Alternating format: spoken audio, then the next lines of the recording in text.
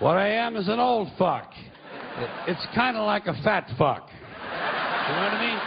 Fat fuck, tall fuck, skinny fuck, short fuck. Old fuck. Who's the old fuck? That's Georgie. Georgie's the old fuck. In this respect, fuck is actually a synonym for the word fellow. But now that I'm an old fuck, I'm beginning to notice there's some advantages to putting on a few extra years. The first one is, you never have to carry anything heavy ever again. Everybody wants to help an old fuck. If you got a big suitcase or something like that, you know, you just kind of go like this a little bit. You say, yeah, could you help me with this? Say, yeah, hey, how far are you going? Indianapolis. He wants to help. Fuck him, put him to work. Take advantage of people. Another nice thing about getting old is you can leave any social event early just by saying you're tired. Works great with family members. Just turn to the person next to you and say, geez, I'm getting tired, you know. Oh, you're tired? Come on, Grandpa's tired. Grandpa's going to bed. Someone else says, but it's 7:30 in the morning. There's always one asshole in the family. But the best thing about getting old is you're not responsible for remembering things anymore. Even important things. But it was your daughter's funeral. I forgot. You can even make believe you have Alzheimer's disease. That's a lot of fun. You look around the dining room table and you say, who are you people and where's my horse? Then you stare at your eldest son and say, Agnes, I haven't seen you since First Communion. Fucks them up. Fucks them up. They don't know how to handle.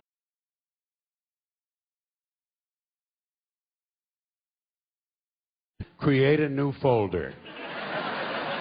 A special folder for dead people. You keep it on your desktop. It's kind of a digital purgatory.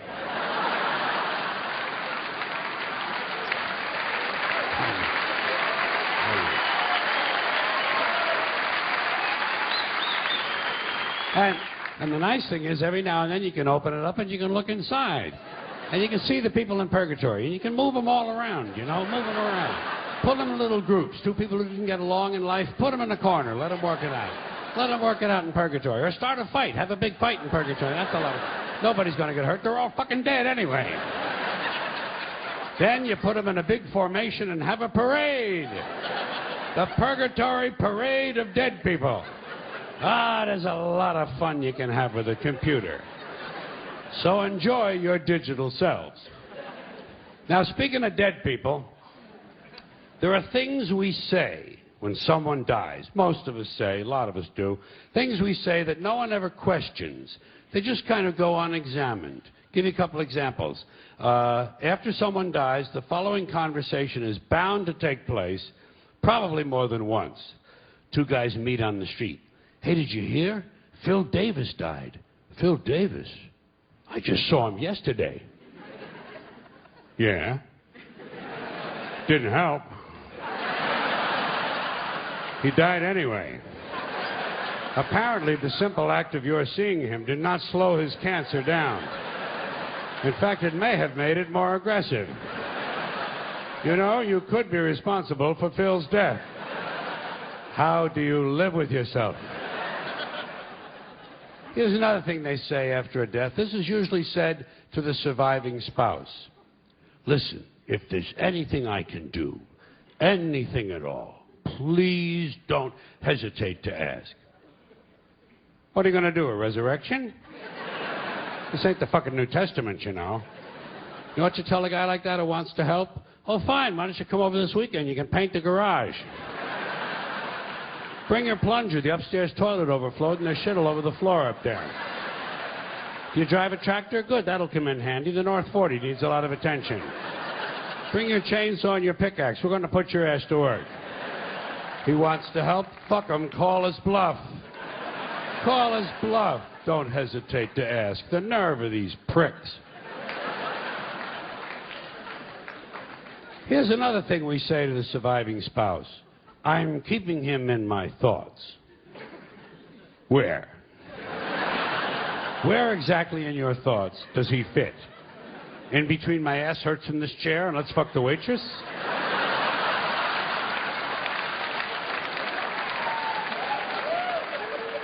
What are your priorities? We use a lot of euphemisms when we talk about death, you know? People say things like, you know, I lost my father. Ah, he'll turn up. You gotta stay optimistic with people like that. Give them reason to hope. Have you checked the dumpster out back? They used to like to take a nap in there.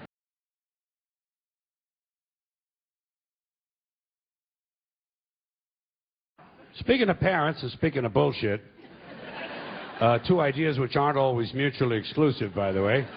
I'd like to mention a special kind of bullshit that has taken hold in this country in the last 30 to 40 years. It's a form of bullshit that really only can be called child worship. It's child worship.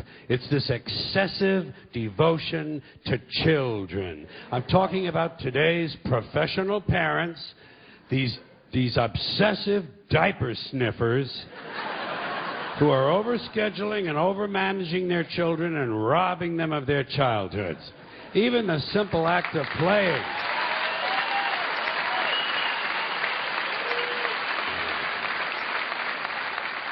Even the simple act of playing has been taken away from children and put on mommy's schedule in the form of play dates. Something that should be spontaneous and free is now being rigidly planned. When does a kid ever get to sit in the yard with a stick anymore? You know, just sit there with a fucking stick. Do today's kids even know what a stick is? You know? You sit in the yard with a fucking stick and you dig a fucking hole. You know? Yeah.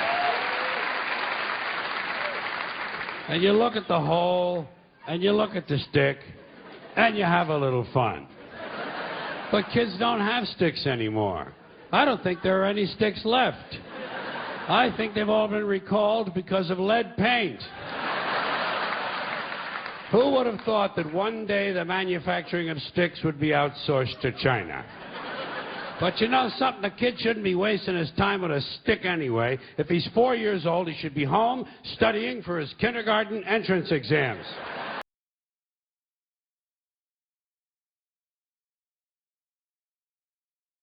Future. Children are not our future. And I can prove it with my usual flawless logic.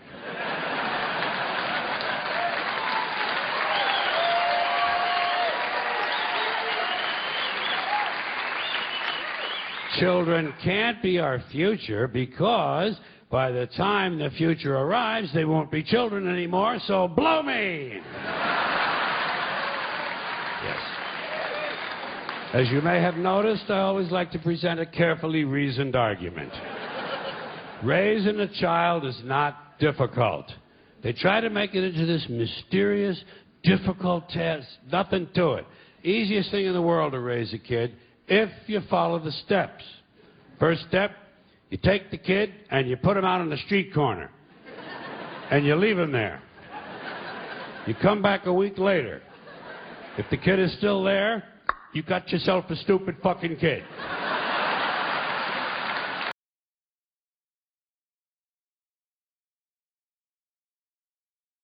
Suction. God, people are fucking boring.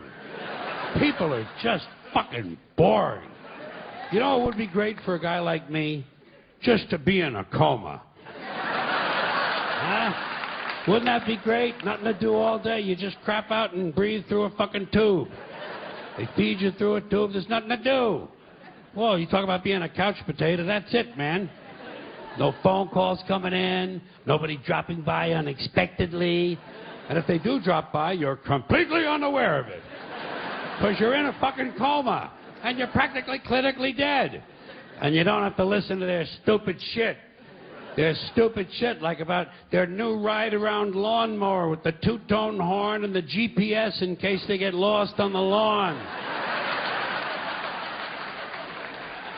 And their boss, and their job, and their car, and their kids. Jesus fucking Christ. Their kids. Folks, nothing worse than to be stuck somewhere with some married asshole and have to listen to him tell you about his fucking kids. Let me tell you something, folks. Nobody cares about your children, okay? You don't care. You don't care. No. Nobody cares about your children. I speak for everyone. I've been appointed by the rest of the group to inform you we don't care about your children. That's why they're your children.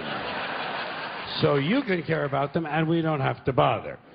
But they tell you anyway. Todd is in the 7th grade now. He's in the cheese club. Giselle is 5 and already she's had 9 periods. Johann is 11, and he pretty much sits around the house hallucinating all the time. Then they want to show you the pictures. Here's another ordeal. The pictures of these little gargoyles that they have loosed from their loins. A lot of these professional mommies, boy, they think there's nothing better than having a baby. Oh, they think it's the biggest thing in the world, like it's a big event, having a baby. I call it pumping out a unit. That's all they're doing. That's all they're doing, pumping out a fucking unit. Boom, boom. Like some of them like assembly lines, like a factory. Boom, every fucking year. Boom. Hey, Jeff, want a kid? Boom. How about twins? Boom, boom, boom, boom. Polluting the earth. Polluting the earth with these creatures.